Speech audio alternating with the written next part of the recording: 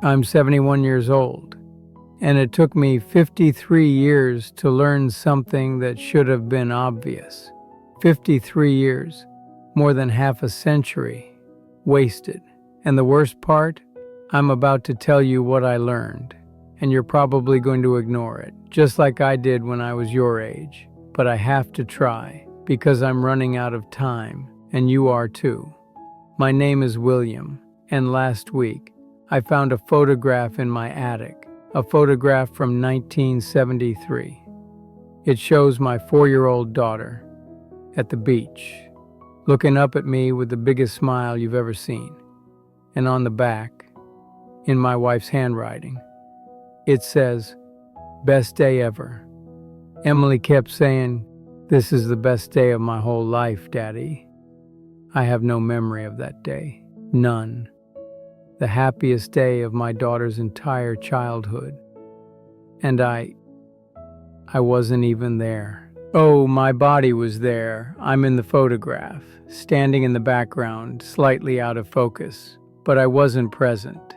I was somewhere else, in my head, worrying, planning, stressing. And that's what it took me 53 years to learn. Being there isn't the same as being present. And right now, as you watch this, you're making the same mistake I made. You think you're here, you think you're living your life. But let me ask you something. What did you do last Tuesday? Can you remember any of it? You can't, can you? Because you weren't really there either. You're disappearing from your own life, just like I did. And if you don't wake up right now, today, this moment, you're going to end up like me, 71 years old, holding a photograph of a moment you don't remember, a moment you'll never get back. So please, before you click away, before you tell yourself that won't happen to me, give me 10 minutes, because what I'm about to tell you, it took me 53 years to learn, and I don't want you to waste yours. Let me show you what I mean. The photograph, it's from 1973, summer.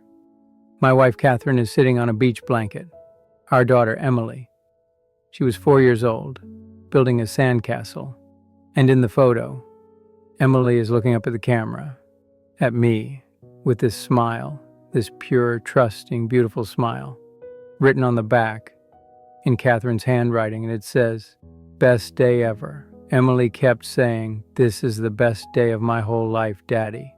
And I have no memory of this day. None.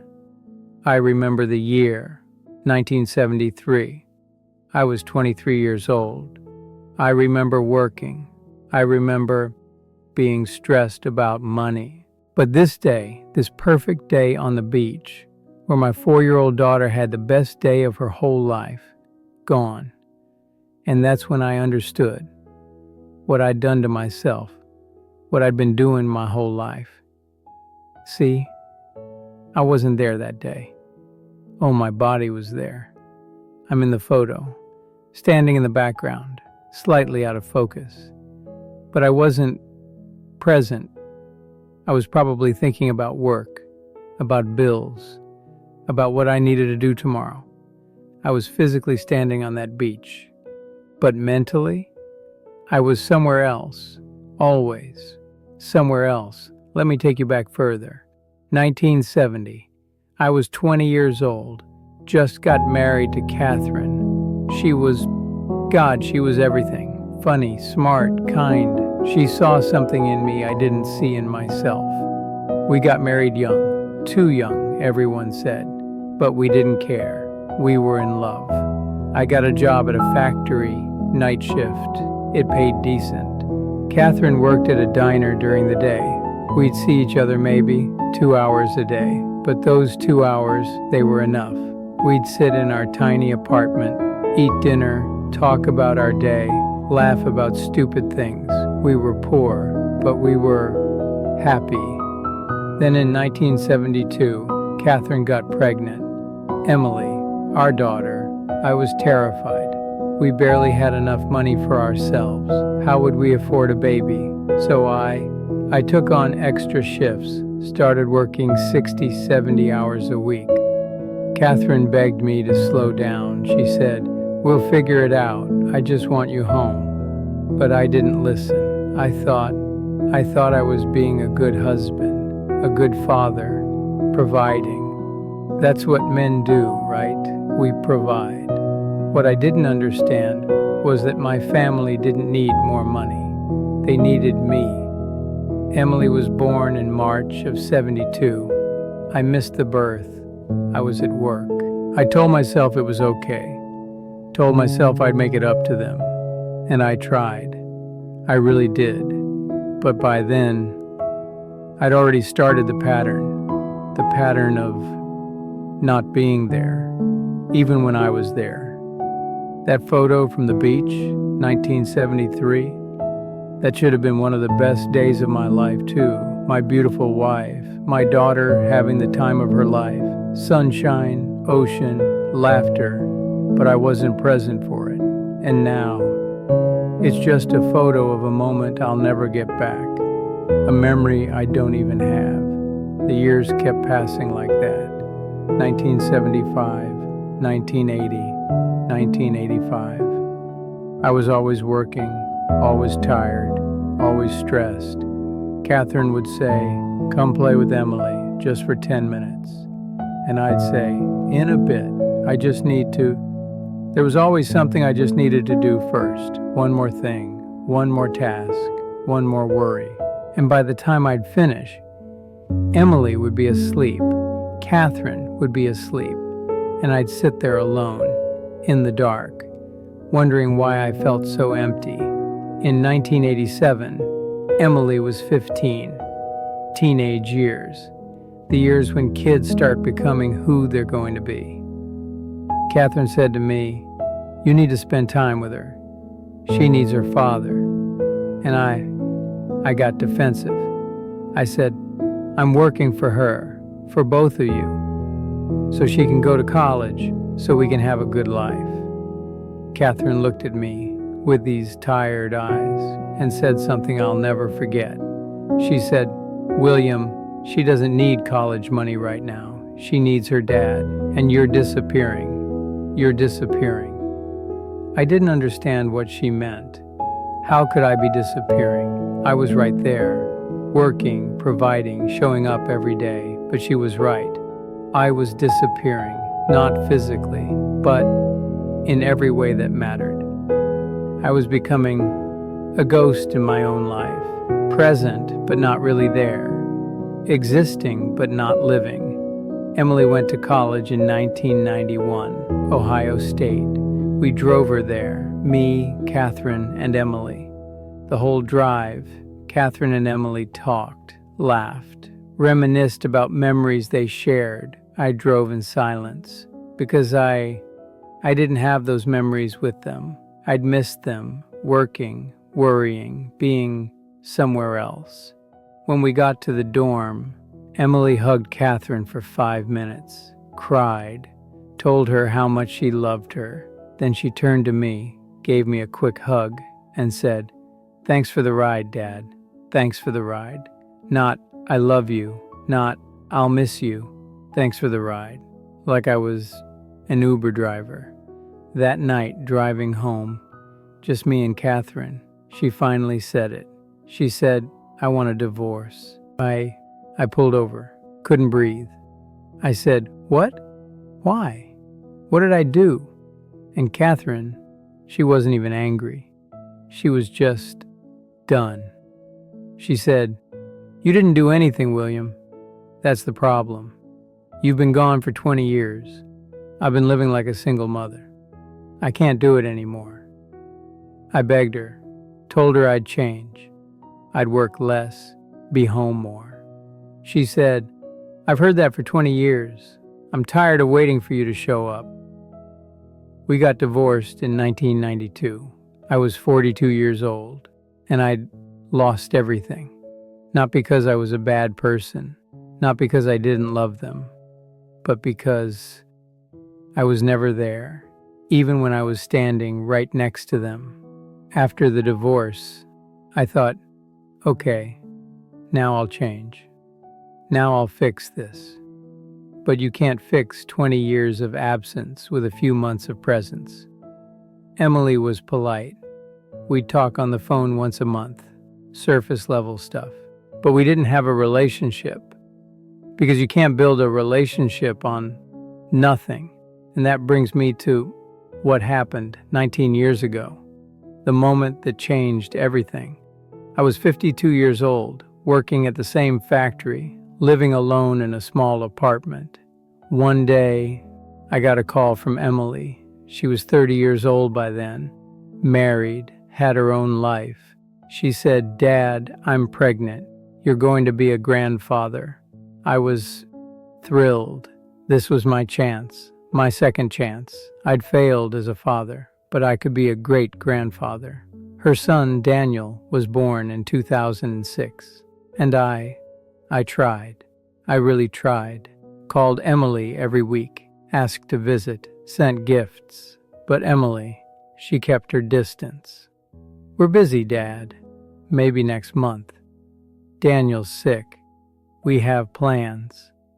And finally, one day, I asked her straight. I said, "Emily, why won't you let me see my grandson?" She was quiet for a long time. Then she said, "Dad, you weren't there for me. You chose work over me for my entire childhood. Why would I let you do the same thing to my son?" I said, "But I've changed. I want to be there now." And she said, "Where were you when I needed you? Where were you at my soccer games, my recitals, my graduation? Where were you when I was 15 and scared and needed my dad? You can't just show up now and expect everything to be okay." She hung up, and I sat there, holding the phone, realizing what I'd done. I'd wasted it all, every moment, every day, every chance. For what? Money? I didn't even have that much. Success? I was still working at the same factory. Security? I was divorced and alone. I'd sacrificed my family for nothing. That was 19 years ago. And that phone call, it destroyed me. But it also woke me up. I finally understood what Catherine meant all those years ago. You're disappearing. I had disappeared, not all at once, but slowly, over years. I let myself become absent in my own life, in my own family. So I started trying to change, not for Emily. I knew it was too late for that, but for me, so I could at least try to live the rest of my life awake. I started seeing a therapist, tried to understand why I'd done this to myself, and slowly, I started to realize I'd been running away from fear, from vulnerability, from the scary parts of being present. It's easier to worry about work than to face your own emotions. It's easier to be busy than to be vulnerable. It's easier to be absent than to truly show up. Being present, it's terrifying, because when you're really there, you feel everything. The joy, yes, but also the fear, the uncertainty, the overwhelming love that makes you vulnerable. I'd been protecting myself from feeling anything by feeling nothing. Over the past 19 years, I've slowly rebuilt pieces of my life. Emily and I, we talk now, not often, maybe 4 times a year. I've met Daniel a few times. He's 19 now, doesn't really know me, but at least I'm trying. At least I'm awake now, which brings me back to last week. The photograph. I found dozens of photos in that box. Emily's first birthday, Christmas mornings, beach days, park visits, moments I was physically present for, but mentally absent from. And in every photo, I can see it in my eyes. I'm not there. I'm looking at the camera, but I'm not seeing anything. I'm 71 years old now, and I would give everything I have for just one day One day where I could go back and be truly present, not thinking about work, not worrying about money, just there, on that beach, building sandcastles, hearing my daughters say, "This is the best day of my whole life," and actually being there for it. But I can't go back. All I have are these photos of moments I was in but not part of. So let me tell you what I wish someone had told me 52 years ago. Being present is a choice. Every single moment you choose. Are you here or are you somewhere else? You think you're working for your family. You think you're securing the future, but while you're securing the future, you're missing the present. And the present, that's all there is. The future you're working for, it might never come. And if it does, you'll look back and realize you wasted the only time you actually had, right now, this moment. You can't get time back. You can't replay missed moments. You can't redo the years you spent somewhere else. I have a box full of photos of a life I don't remember living. Don't let that be you. Put down your phone. Stop worrying about tomorrow. Look at the people you love. Really look at them. Be there. Not just physically, but really, truly, be there. Because one day, you'll be 71, looking at old photographs, and you'll either remember those moments, or you'll cry, because you weren't really there at all. I wasted 52 years. Don't waste yours. If this hits you, share it. Comment below. Tell me, are you present in your own life? And if you're not, what are you going to do about it today? The moment you have right now is the only one you'll ever get. Don't miss it.